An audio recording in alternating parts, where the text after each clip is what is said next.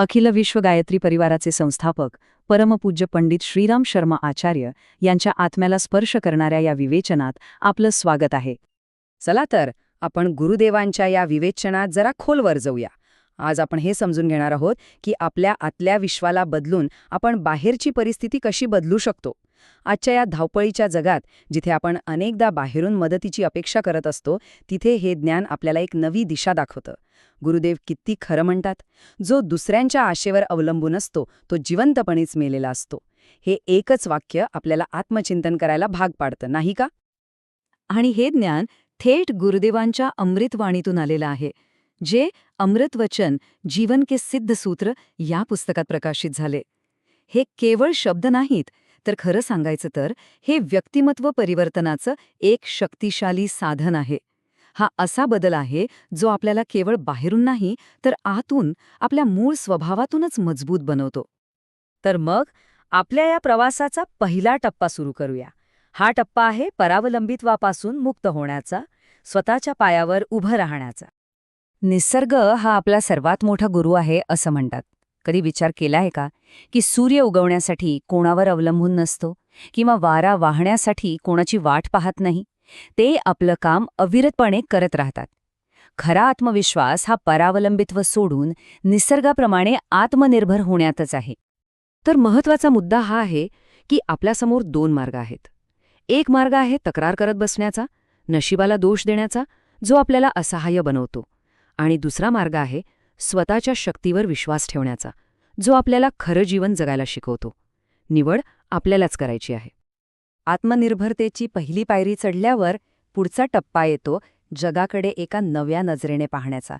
कारण खरा बदल जग बदलण्यात नाही, तर जगाकडे पाहण्याचा आपला दृष्टिकोन बदलण्यात आहे. यालाच गुरुदेव विधायक चिंतन म्हणतात. म्हणजे काय? सोप्या भाषेत सांगायचं तर आपल्याकडे जे नाही त्याबद्दल रडत बसण्याऐवजी जे आहे त्याबद्दल कृतज्ञता बाळगणे. जेव्हा आपण असा विचार करायला लागतो तेव्हा एक वाईट माणूस सुद्धा चांगला बनू शकतो. एवढी ताकद या विचारात आहे. हा प्रश्न आपण स्वतःलाच विचारायला हवा.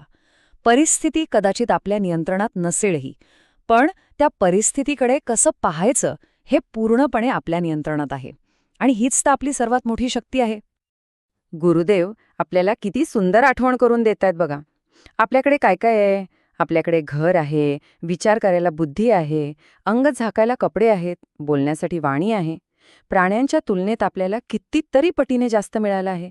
मग आपण आनंदी का राहू शकत नाही? आपल्याकडे जे आहे त्यासाठी आपण कृतज्ञ असायला हवं. आता आपण एका खूप मोठ्या आणि खरं तर खूप महत्वाच्या संकल्पनेकडे वळतोय. खरी श्रीमंती आणि खरी गरिबी ही मनात असते, वस्तूंच्या असण्या नसण्यावरती अवलंबून नसते. हे किती मार्मिक आहे नाही का? गरिबी म्हणजे पैशांची कमतरता नाही, तर माझ्याकडे काहीच नाही या भावनेची आहे. ज्याच्याकडे करोडो रुपये आहेत पण मन नेहमी अतृप्त आहे, तोच खरा गरीब आहे. आणि मग श्रीमंती म्हणजे काय? तर ती आहे देण्यामध्ये. देण्याचा आनंद हाच खरा आनंद आणि खरी श्रीमंती आहे. ज्या क्षणी आपला विचार मला काय मिळेल यावरून मी काय देऊ शकेन यावर केंद्रित होतो, त्या क्षणी आपण गरिबीच्या मानसिकतेतून बाहेर पडून खऱ्या अर्थाने श्रीमंत होतो. आणि गंमत म्हणजे देण्यासाठी आपल्याकडे पैशांची गरजच नाहीये. आपण नेहमी प्रेम, आदर, प्रोत्साहन, सहानुभूती आणि आपले श्रम देऊ शकतो. ही अशी संपत्ती आहे जी वाटल्याने वाढते, कधीच संपत नाही. हीच आपली खरी श्रीमंती आहे. आता आपल्याला वाटेल की हे सगळं बोलणं सोपं आहे, पण करायचं कसं? तर गुरुदेवांनी आपल्याला आनंदी जीवनाचा एक व्यावहारिक मार्गही दाखवला आहे. याला ब्राह्मण जीवन असं म्हटलं आहे. काटकसर, साधेपणा, मितव्ययिता आणि संतोष हे 4 सोपे नियम ज्याने आपल्या जीवनात आणले, तो कधीही दुःखी होऊ शकत नाही. हे नियम आपल्याला अनावश्यक गरजांपासून मुक्त करून खरा आनंद देतात. तर मग ह्या सगळ्या बदलाचा, ह्या साधनेचा अंतिम परिणाम काय आहे? आपल्याला नेमकं काय मिळवायचं आहे? आता आपण या संपूर्ण विवेचनाच्या साराकडे, त्याच्या हृदयाकडे पोचलो आहोत, जी एक खूप शक्तिशाली कल्पना आहे.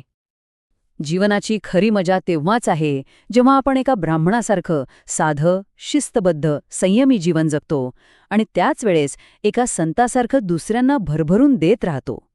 आत्मनियंत्रण आणि परोपकार यांचं मिश्रण हेच जीवनाचं सर्वोच्च शिखर आहे. हे तर फक्त एक झलक होती. ज्यांना या विचारांनी खरंच प्रेरणा मिळाली आहे त्यांच्यासाठी तर ज्ञानाचा एक अथांग सागर awgp.org या वेबसाईटवर उपलब्ध आहे. आजच्या या तणावपूर्ण जगात गुरुदेवांचे हे विचार एखाद्या संजीवनीसारखं काम करतात. ते नक्की वाचा आणि ऐका. हे दिव्य विचार आपले जीवन समृद्ध करोत. धन्यवाद.